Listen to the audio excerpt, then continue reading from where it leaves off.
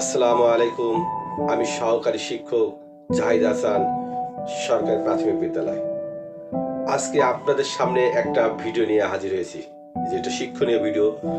আপনার সন্তানকে আপনি স্বরবর্ণ ব্যঞ্জনবর্ণ শেখানোর আগে কি শেখাবেন, সেই বিষয় নিয়ে আজকে আপনাদের সাথে কথা বলবো। এই ভিডিওটি মজার হতেছে, দারুণ হবে এবং ইন্টারেস্টিং হবে আপনাদের শিশুদের জন্য। তাই আমি বলবো, আপনি প্রথমে আপনার শিশুকে স্বরবর্ণ ব্যঞ্জনবর্ণ না শিখিয়ে তাকে শেখান। বলুন এইভাবে, ওকে বলুন একটা ছবি অথবা একটা কোনো বিষয় দিয়ে, একটা ছবি বা কোনো চিত্র বা কোনো পুতুল বা কোনো চিহ্ন দিয়ে বলুন, তোমরা এটা কি দেখতে পাচ্ছ? ওরা হয়তো বলবে এটা ঘোড়া। তখন ওদেরকে আপনি বলুন ঘোড়া কিভাবে ডাকে। হয়তো কেউ, কোনো শিশু, আপনার শিশু কোনোদিন হয়তো ঘোড়ার ডাক দেখেনি বা শোনেনি, তাই বলতে নাও পারে। আর বলতে পারলে তো কথাই নেই। আপনি প্রথমেই বলুন চিহি চিহি চিহি।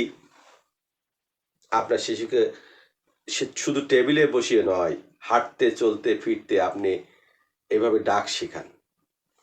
আর আপনি আপনার শিশুকে বলতে পারেন যে আমার হাতে এটা দেখতে পাচ্ছ বাবু, তুমি এটার নাম কি বলো তো? ও হইতে বলবে, ও হতে হতে বলবে গাড়ি। তো গাড়ি কিভাবে ডাকে তুমি কি জানো? তখন ও না পারলে ওকে জিজ্ঞাসা করবেন, ও যদি পারে তা বলবেন যে ঠিক আছে গাড়ির ডাক ডাকে তো। তখন ও বলবে হয়তো পিক পিক পিক পিক পিক পিক। আর না পারলে ওকে শিখিয়ে দিন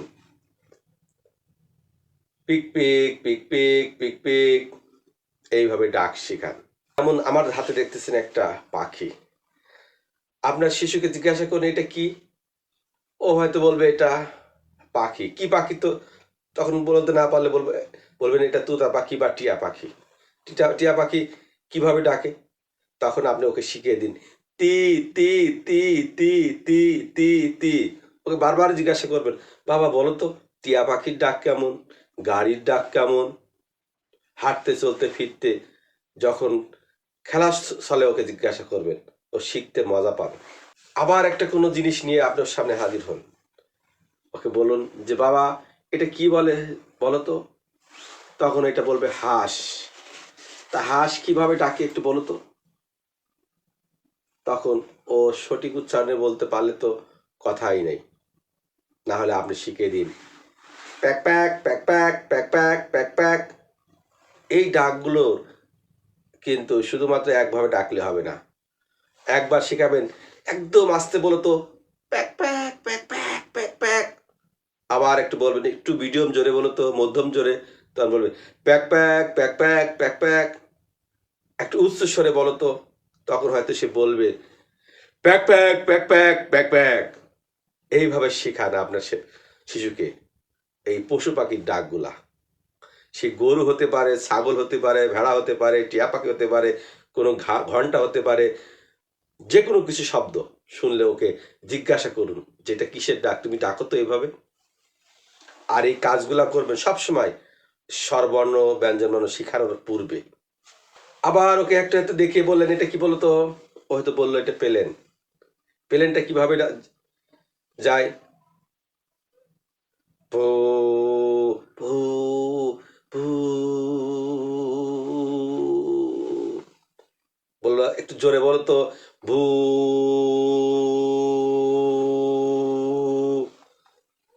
এবার জিজ্ঞাসা করুন একটু বেশি জোরে বলো তো ভু। এইভাবে স্বরের উঠানামা করবেন, একবার আস্তে, একবার মধ্যম, একবার উচ্চ স্বরে। এইভাবে পশু পাখির ডাক শিখান। অথবা কোনো ঘন্টা, কোনো ধ্বনির কোনো যে কোনো শব্দ শুনলে ওকে শব্দটা নকল করে বলার জন্য উৎসাহিত করুন। আরেকটা জিনিস দেখতে পাচ্ছেন, এটা হলো ট্রেন। আপনার শিশুকে বলুন যে এটা কি? হয়তো বলবে ট্রেন। ওকে বলুন বলো তো বাবা ট্রেন কেমন ডাকে, কেমন চলে। তখন হয়তো যদি না পারে আপনি শিখিয়ে দিন পু ঝিক ঝিক ঝিক ঝিক ঝিক। চিক চিক চিক।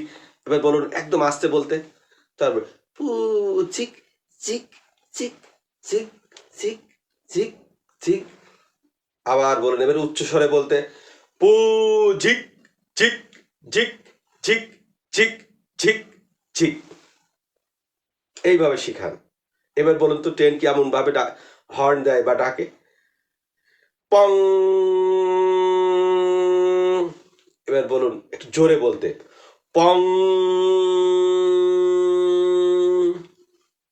এবার বলুন একদম আস্তে বলতে, পং। এইভাবে শব্দের 3 পর্যায়ে ভাগ করুন, একদম আস্তে, এক মধ্যম এবং উচ্চ স্বরে। এভাবে আপনার শিশুকে পশু পাখি বা কোনো যন্ত্রের ডাক শিখান।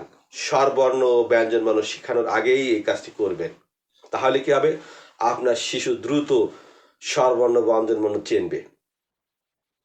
কারণ কি জানেন? কারণ কি জানেন? কারণ একটাই, আপনার শিশু যেমন এই ডাকগুলোর সাথে পরিচিত নয়, এই ভাষাগুলো যেমন সে বোধগম্য আছে ডাক হিসাবে, কিন্তু স্বরবর্ণগুলো তার বা ব্যঞ্জনবর্ণগুলো তার বোধগম্য নয়, সম্পূর্ণ অপরিচিত। যেমন আপনি যে প্রথমে ওকে শিখান অ, আ, রস্যই, দীর্ঘই, ক, খ, এই যে বর্ণগুলা ও সম্পূর্ণ অপরিচিত বা এইগুলোর কোনো মানে সে বোঝে না। যখনই আপনি পশু পাখি বা ট্রেনের ডাক শিখাবেন, সে তার ভিতরে তুলনা করতে শিখবে। তখন সে এই পশু পাখির ডাকের সাথে স্বরবর্ণ ব্যঞ্জনবর্ণের ডাকের একটা মিল খুঁজে পাবে, মানে ব্যাখ্যা খুঁজে পাবে, এবং সে শিখতে উৎসাহিত হবে, আগ্রহ দেখাবে, এবং খুবই দ্রুত আমরা যেভাবে পড়াই এই পড়ানোর থেকে সে অধিক অগ্রগামী হবে। আর একটু দেখাই, দেখেন ওকে বলুন তো, একটা ছবি দেখাই বলতে পারেন যে বাবা এটা কিসের ছবি।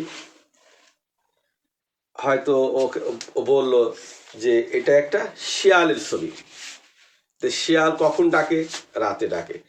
তো বাবা শিয়ালের ডাকটা একটু ডাকো তো। তখন ও ডাকতে শুরু করলো, হুক্কা হুয়া হুক্কা হুয়া হুক্কা হুয়া।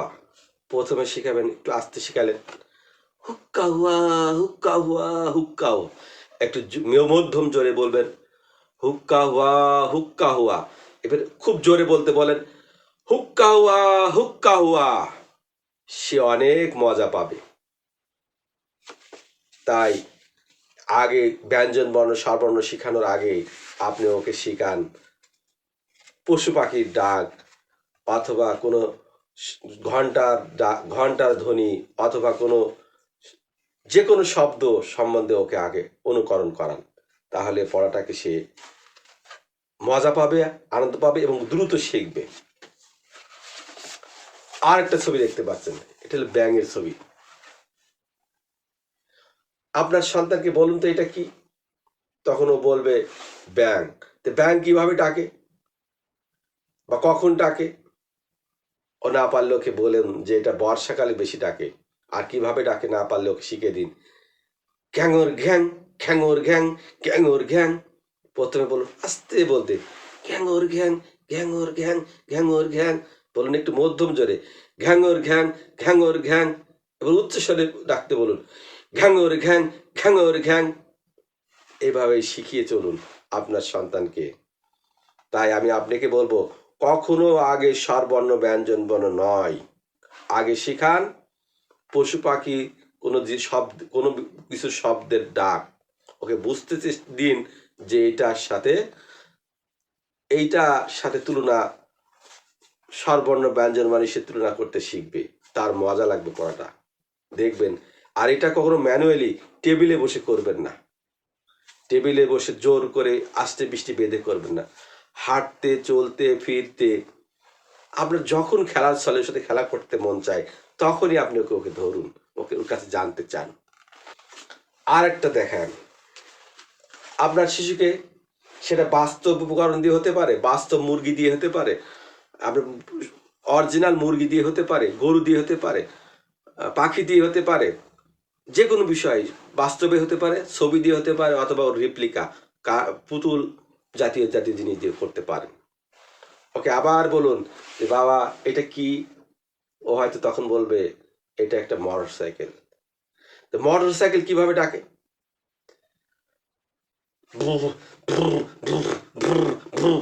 এভাবে ডাকে শিখান।